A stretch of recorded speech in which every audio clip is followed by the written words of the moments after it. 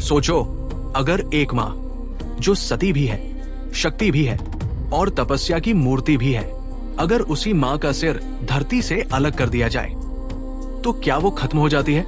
नहीं, वो शक्ति पीठ बन जाती है। आज हम आपको ले चलेंगे एक ऐसे पर्वत पर जहां माँ ने जन्म लिया, जहां पुत्र ने माँ को मारा, जहां शिव ने शक्ति को फिर से जीवित किया और जहां परशुराम अमर हुए। ये कहानी है माहौरगढ़ की रेणुका माता, भगवान परशुराम और महादेव शिव की एक ऐसी कथा जो आज भी रोंगटे खड़े कर देती है। रेणुका माता, शक्ति का मानवीय रूप। रेणुका कोई साधारण स्त्री नहीं थी, वो ऋषि जमदग्नि की पत्नी थी और ऐसी पतिव्रता थी कि उनके तप से देवता भी कांपते थे। कहा जाता है रेणुका माता रोज नदी के किनारे रेत से घड़ा बनाकर उसमें जल भरकर अपने पति के लिए जल आती थी। रेत का घड़ा लेकिन गिरता नहीं था। क्यों? क्योंकि उसमें मां की पवित्रता भरी हुई थी। एक क्षण की चूक और महाविनाश। एक दिन जब माता रेणुका नदी पर थी, तभी उनकी दृष्टि स्वर्ग से आए गंधर्वों पर पड़ गई। बस एक पल के लिए मन विचलित हुआ और उसी क्षण रेत का घड़ा टूट गया। यह कोई साधारण घटना नहीं थी, यह धर्म का टूटना था। जब ऋषि जमदग्नि को यह पता चला तो उनका तप क्रोध में बदल गया। परशुराम, पुत्र, योद्धा और आज्ञाकारी ऋषि जमदग्नि ने अपने पुत्रों से कहा, जो मेरी आज्ञा नहीं मानेगा वो मेरा पुत्र नहीं। पहले चारों पुत्रों ने मना कर दिया, लेकिन पांचवा पुत्र परशुराम, वो जानते थे कि माता निर्दोष है, फिर भी उन्होंने पिता की आज्ञा को धर्म माना। एक ही वार में माता रेणुका का सिर धरती पर गिरा, धरती कांप उठी, आकाश रो पड़ा। जहां सिर गिरा वही बना माहौरगढ़। जिस स्थान पर माता का सिर गिरा वही स्थान बना माहौरगढ़, महाबरगढ़, रेणुका शक्तिपीठ। ये कोई साधारण पहाड़ी नहीं, ये वो भूमि है जहां मृत्यु भी शक्ति बन गई। वरदान और पुनर्जन्म।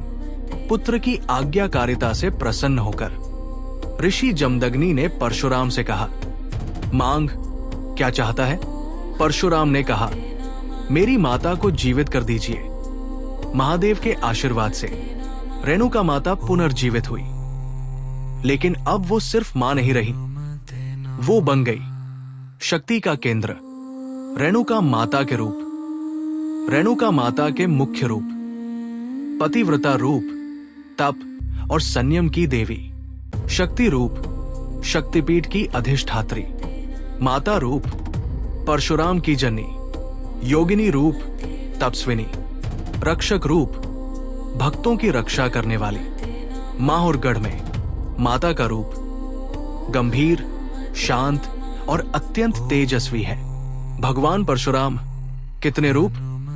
परशुराम केवल एक योद्धा नहीं, उनके प्रमुख रूप आज्ञाकारी पुत्र, छठा विष्णु अवतार, क्षत्रिय संहारक, ब्रह्म तेज से युक्त ऋषि, अमर योद्धा। कहा जाता है परशुराम आज भी जीवित है और कलयुग में भी विचरण करते हैं। भगवान शिव की भूमिका। इस पूरी कथा में महादेव मौन नहीं थे। शिव के रूप, संहारक, अन्याय का अंत, पुनर्जीवन करता, रेणुका को जीवन, शक्ति के स्वामी, शक्तिपीठ की स्थापना, तपस्वी, माहौर की पवित्रता।